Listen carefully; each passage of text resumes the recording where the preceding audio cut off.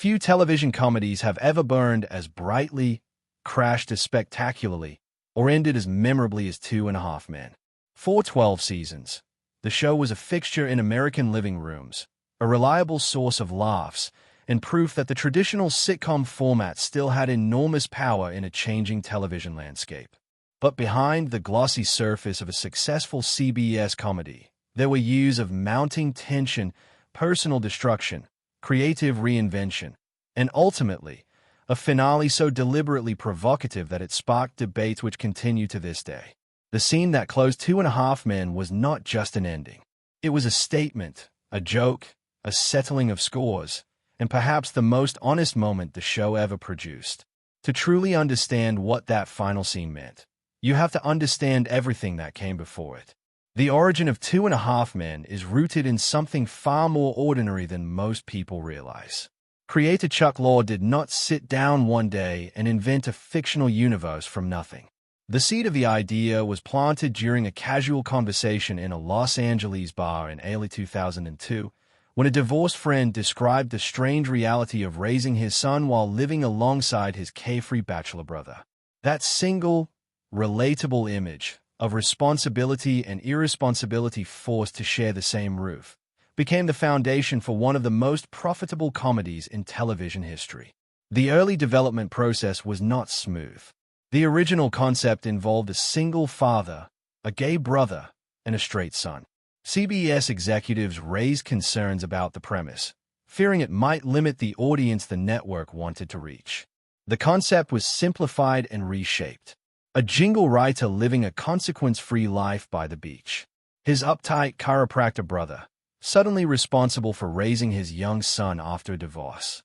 The setup was clean, the contrast was sharp, and the comedic potential was immediately obvious. Even after the concept was refined, the show nearly collapsed before a single episode aired. Production costs reached over $1 million per episode, an unusually high figure for a sitcom at the time. CBS grew cold on the project, and cancellation was genuinely on the table.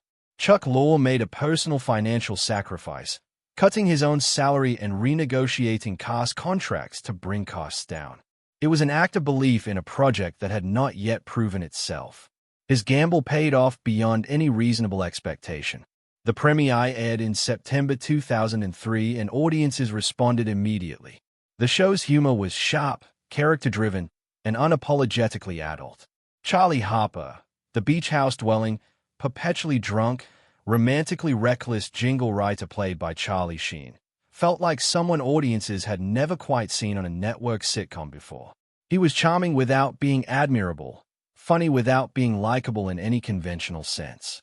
Viewers found him irresistible precisely because he represented a version of freedom that most adults would never allow themselves. Charlie Sheen was, for many years, the beating heart of Two and a Half Men. His performance gave the show its identity. There was a chemistry between the actor and the character that went beyond ordinary casting. Charlie Sheen and Charlie Harper were not the same person, but the distance between them was smaller than it was comfortable to acknowledge publicly. The lifestyle, the excess, the charm masking self-destruction. Audiences sensed that the fiction and the reality were bleeding into each other, and that tension made the show compulsively watchable. By the late 2000s, Sheen had become the highest-paid actor on American television. His salary negotiations were extraordinary even by Hollywood standards. After earning over $800,000 per episode, he pushed for $2 million. The network and studio pushed back. After intense negotiations that reportedly continued through professional basketball games and conference calls held under extraordinary pressure, Sheen secured a deal worth nearly $2 million per episode when profit sharing was factored in. It was a contract that shocked the industry and cemented his status as one of the most powerful performers in television history. But the cracks had been visible for years before the final collapse. Cast and crew members witnessed incidents that were deeply troubling. During production, Sheen arrived on set unable to stand properly and unable to remember his lines. Writers redistributed his dialogue to other characters to keep filming on schedule. His relationship with Chuck Lorre deteriorated steadily. Scripts were torn up and criticized openly. The working environment became increasingly difficult to manage, and the stress on the hundreds of people employed by the production grew heavier with every passing season. Sheen's personal struggles had a long history. A substance overdose in 1998 had led to his first stay in rehabilitation. Over the following decade, incidents accumulated. An arrest on Christmas Day 2009 following a domestic disturbance. A hotel room in New York City left severely damaged after an episode involving heavy intoxication. Multiple returns to rehabilitation that offered hope without providing lasting stability. Each incident was followed by public reassurance that things were under control. Each reassurance eventually proved hollow. The final months of Sheen's time on the show were unlike anything American television had seen before. In early 2011, he gave a radio interview in which he launched extraordinary personal attacks against Chuck Lorre, using language that was offensive and making statements that seemed divorced from reality. He compared himself to mythological warriors and supernatural beings. He insisted he was healthy and functioning at a level beyond ordinary human capacity. The statement spread instantly across social media, becoming viral phrases that the public repeated partly in disbelief and partly with the uncomfortable recognition that something was deeply wrong. On March 1, 2011, Sheen joined Twitter and gained 1 million followers in a single day, a record at the time. The world was watching, and the spectacle was deeply unsettling. Less than a week later, on March 7th, Warner Brothers officially terminated his contract. The termination letter ran to 11 pages and cited dangerous and unacceptable behavior, repeated insults directed at the show's creator, disruption of production, and serious concern for Sheen's own well-being. Nearly 200 people who worked on the series faced immediate financial consequences. 8 planned episodes were canceled at a cost of approximately $10 million. One of the most successful partnerships in sitcom history had ended in chaos. The challenge CBS faced after Sheen's firing was not merely creative. It was existential. 2.5 Men was one of the most watched comedies on American television, and its central character had been played by the same actor for 8 years. The show's identity was inseparable from Charlie Harper, and Charlie Harper was inseparable from Charlie Sheen. Without him, the question was not just who would fill the role. The question was whether there was still a show to fill a role in. Several names entered the conversation before a resolution was found. Hugh Grant came remarkably close to joining the series.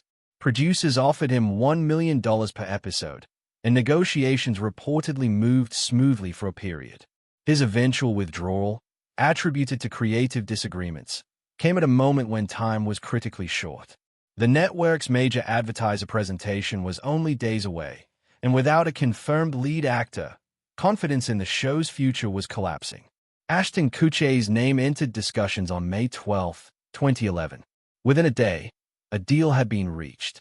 Kutcher signed a contract worth $20 million for a single season of 26 episodes. The casting announcement was made on May 13th, just in time to reassure advertisers and stabilize the show's commercial foundation. Reactions were divided. Kutcher was widely liked and genuinely funny, but his appeal skewed younger than the show's traditional audience. Skeptics questioned whether the transition could work. Chuck Lorre expressed confidence publicly, and production moved forward. Kutcher's first episode aired on September 19, 2011, and drew over 28 million viewers, roughly double the show's typical audience. The premiere began with the funeral of Charlie Harper, who had died in Paris after being struck by a train. The dark comedy of the moment was entirely intentional. The show was not pretending Charlie Harper had simply moved away. It was making a pointed joke about the character's lifestyle, acknowledging that the path Charlie had always walked led somewhere specific. That opening funeral was the show's way of closing a door loudly. Walden Schmidt, Kutcher's character, was a billionaire tech entrepreneur whose emotional vulnerability stood in sharp contrast to Charlie Harper's armored carelessness. The dynamic between Walden and Alan Harper gave the show a new structure to work with. Alan, long established as the passive, dependent, perpetually put-upon brother, suddenly found himself in the position of experienced guide. The reversal created fresh comedic territory and gave John Cryer material that allowed his considerable talent to shine in a new way. The transition was commercially successful, though never quite as dominant as the Sheen years. The show continued for 4 more seasons, finding a rhythm that satisfied its loyal audience while never fully recapturing the cultural electricity of its earlier peak. 2.5 Men remained a major part of CBS's lineup, but there was a sense in the industry that the show was playing out its final chapters gradually rather than dramatically. While the Sheen drama dominated headlines, another storyline was developing quietly behind the scenes. Angus T. Jones had joined 2.5 Men at the age of 10, playing Jake Harper, the half-man of the title. He grew up entirely within the world of the show, and for years he was one of the most recognizable child actors on American television. His salary eventually reached $300,000 per episode, an extraordinary figure for a young performer. As Jones grew older, his relationship with the material became increasingly uncomfortable. The humor, the sexual content, the jokes about alcohol and drug use, the overall tone of the show, none of it aligned with the person he was becoming. His discomfort was noticed by people around him. His energy on set changed. He became quieter and more withdrawn. He began requesting to be removed from scenes he found personally offensive, creating tension with writers and producers who had built episodes around his character. The transformation in his outlook intensified after he embraced the Seventh-day Adventist faith. His religious convictions became central to how he understood his responsibilities and his identity. In 2012, Jones appeared in a video connected to a religious organization in which he explicitly encouraged viewers to stop watching 2.5 Men.